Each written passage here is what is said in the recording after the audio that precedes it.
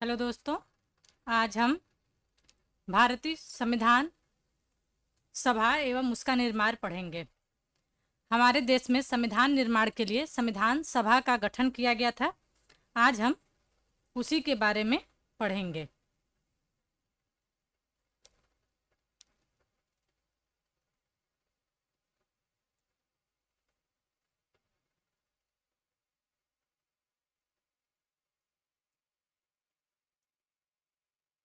हम उसी के बारे में आज पढ़ेंगे। संविधान सभा के गठन का विचार पहली बार वामपंथी नेता एम.एन. राय को आया। इनको यह विचार 1934 में आया और 1935 में भारतीय राष्ट्रीय कांग्रेस, जो कि उस समय की सबसे बड़ी पार्टी थी, ने संविधान सभा के गठन की मांग की।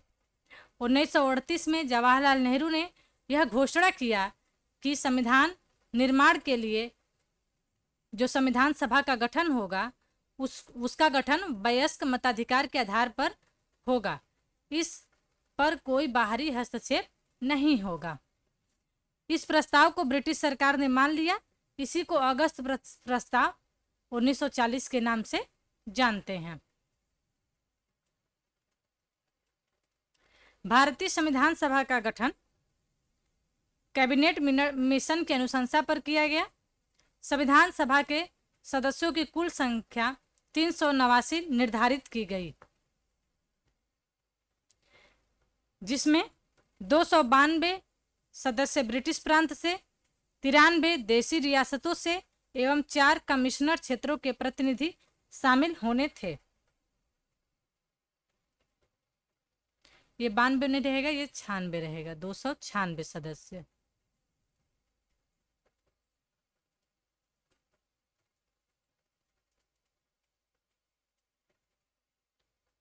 कैबिनेट मिशन की योजना के अनुसार ब्रिटिश प्रांत एवं कमिश्नर क्षेत्रों के कुल 296 सदस्यों के लिए जुलाई 1946 में चुनाव हुआ, जिनमें कांग्रेस के 208, मुस्लिम लीग के 73 तथा यूनियनिस्ट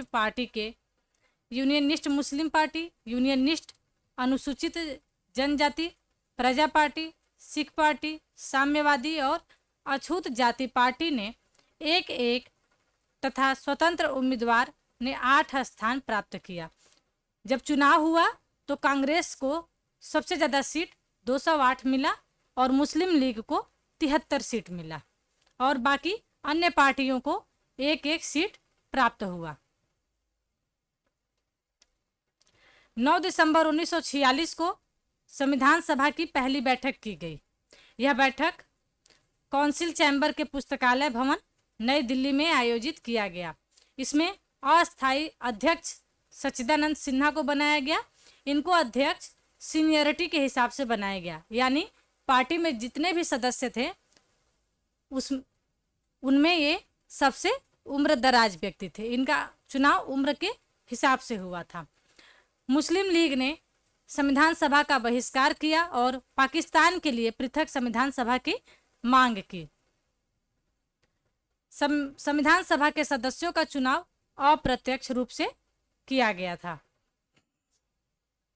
11 दिसंबर 1946 को संविधान सभा की दूसरी बैठक हुई और डॉक्टर राजेंद्र प्रसाद को स्थायी अध्यक्ष के रूप में निर्वाचित किया गया। 13 दिसंबर 1946 को जवाहरलाल नेहरू द्वारा उद्देश्य प्रस्ताव प्रस्तुत किया गया और इसी के साथ संविधान सभा की कार्यवाही प्रारंभ किया गया। 3 जून को 1947 को माउंटबेटन योजना प्रस्तुत किया गया और इसके बाद संविधान सभा का पुनर्गठन किया गया। उसकी संख्या 324 नियत की गई थी।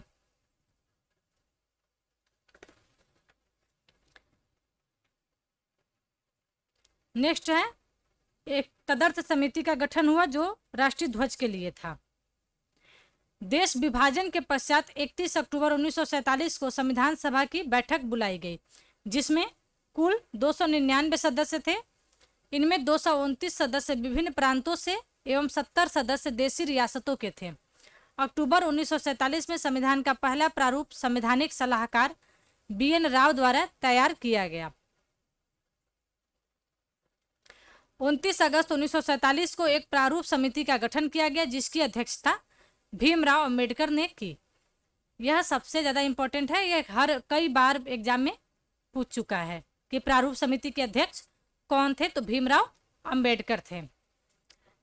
संविधान सभा में अंबेडकर का निर्वाचन मुस्लिम लीग की सहायता से बंगाल से हुआ था। प्रारूप समिति के सदस्यों की संख्या निम्न थी। यह भी परीक्षा में कई बार पूछ लेता है कि कितने सदस्य थे उसमें, तो उसमें 7 सदस्य थे। डॉक्टर भीमराव अंबेडकर, एन गोपाल स्वामी अयंगर, अल्लादी कृष्णा स्वामी अय्यर, कन्हैया लाल मणिकलाल मुंशी, सैयद मोहम्मद सादुल्ला, एन माधव राव, ये BL मित्र के स्थान पर आए थे, और DP खेतान, इनकी मृत्यु हो गई, और इसके बाद TT कृष्णमाचारी आए थे। प्रारूप समिति ने संविधान के प्रारूप पर विचार विमर्श करने के लिए 21 फरवरी 1948 को अपनी रिपोर्ट संविधान सभा में पेश किया। संविधान सभा में संविधान का प्रथम वाचन 4 नवंबर से 9 नवंबर 1947 तक चला।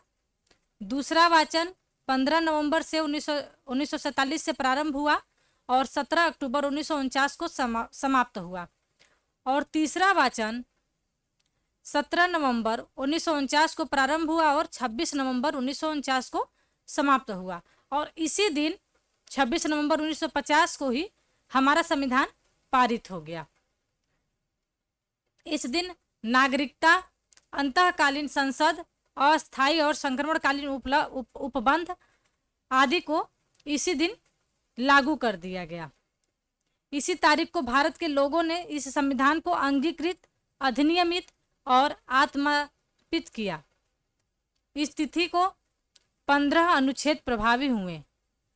अनुच्छेद 5, अनुच्छेद 6, अनुच्छेद 7, अनुच्छेद 8, अनुच्छेद 9, अनुच्छेद 60, अनुच्छेद 324, अनुच्छेद 366, अनुच्छेद 367, अनुच्छेद 372, 380, 388, 391, 392 और अनुच्छेद 393 26 नवंबर 1949 को ही प्रभावी हो गए थे।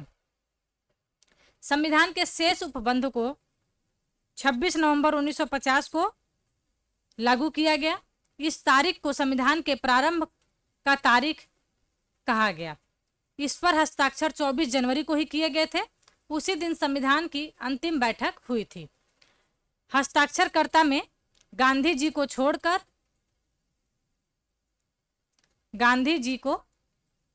छोड़कर उस समय के सभी बड़ी हस्तियां शामिल थे। सभी बड़ी हस्तियां शामिल हैं। हमारे भारत के मूल संविधान पर गांधी जी का हस्ताक्षर नहीं है। इससे संबंधित अन्य तथ्य हैं कि हमारे संविधान में, जब हमारा संविधान लागू हुआ था तो उस समय उसमें 395 अनुच्छेद, 22 भाग एवं 8 अनुसूचियां थी, परंतु वर्तमान में कुल 444 अनुच्छेद हैं। परंतु इसके क्रम में बदलाव नहीं हुआ है। क्रम के अनुसार ये 395 ही हैं, और 25 भाग हैं, यह भी क्रमानुसार 22 ही है, और 12 अनुसूचियां हैं। इसमें जयप्रकाश नारायण एवं तेज बहादुर सप्रू ने स्वास्थ्य कारणों के आधार पर संविधान सभा की सदस्यता को अस्वीकार कर दिया था। संविधान निर्माण में अनुसूचित जाति एवं जनजाति के कुल 33 सदस्य एवं कुल 12 महिलाओं का योगदान रहा। संविधान निर्माण की प्रक्रिया में कुल 2 वर्ष 11 माह 18 दिन लगे। 2 वर्ष 11 माह 18 दिन, यह भी परीक्षा में पूछता है। तथा संविधान के प्रारूप पर कुल 114 दिन बहस हुई। इस पर लगभग 6.4 करोड़ रुपए खर्च हुए। संविधान निर्माण हेतु संविधान सभा की 11 बैठक हुई, और 12वीं बैठक में डॉक्टर राजेंद्र प्रसाद को भारत का प्रथम राष्ट्रपति चुना गया, और इसी दिन राष्ट्रगान को भी स्वीकार किया गया। संविधान का शेष भाग 26 जनवरी 1950 को लागू करने का मुख्य कारण यह था कि इसी दिन भारतीय राष्ट्रीय कांग्रेस 26 जनवरी 1930 से 26 जनवरी को स्वतंत्रता दिवस के रूप में मना रही थी। इसीलिए हमारे देश के संविधान को 26 जनवरी 1950 को लागू किया गया। संविधान निर्माण में प्रमुख समितियां एवं उसके अध्यक्ष। जब हमारा संविधान का निर्माण हुआ उसमें कुछ प्रमुख समितियां बनी और उसके कुछ अध्यक्ष नियुक्त किए गए, जिसमें नियम समिति के अध्यक्ष डॉक्टर